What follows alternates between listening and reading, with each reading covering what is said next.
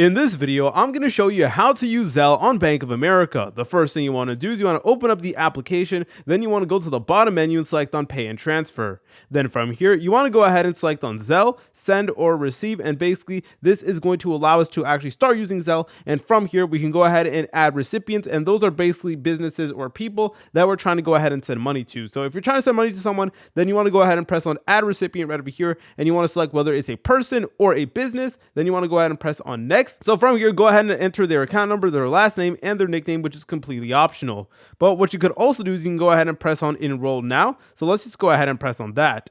Now, what we need to do is we need to go ahead and press on Use Mobile Number or Email. So I'm just going to go ahead and select on that really quickly. And now I'm going to go ahead and press on I agree, and make sure that where it does say contact info, that your phone number or email is correct. And also make sure that the deposit account is actually the account you want the money to go to. So that is going to be the account where you receive money if someone actually pays you through Zelle. But once you're done with that, go ahead and press on I agree. And then it is going to ask you for an authorization code. So go ahead and press on continue really quickly. And now it is going to send your code. There you go. And then you want to go ahead and just paste it here. Then go ahead and press on continue. And then it should go ahead and generate your account once you went ahead and press on continue. And then you guys can go ahead and actually start paying people or requesting. And what's really cool about Zelle is that you can literally go ahead and pay people through their contact information. So if you have them as a contact on your phone, then you can go ahead and send them money. And in order to request money, you got to go ahead and press on request right over here, and then go ahead and press on I agree. And basically you can go ahead and actually request money from people. And honestly, it is that simple. If you guys found this video helpful, make sure to leave a like and subscribe. I'll see you in the next tutorial.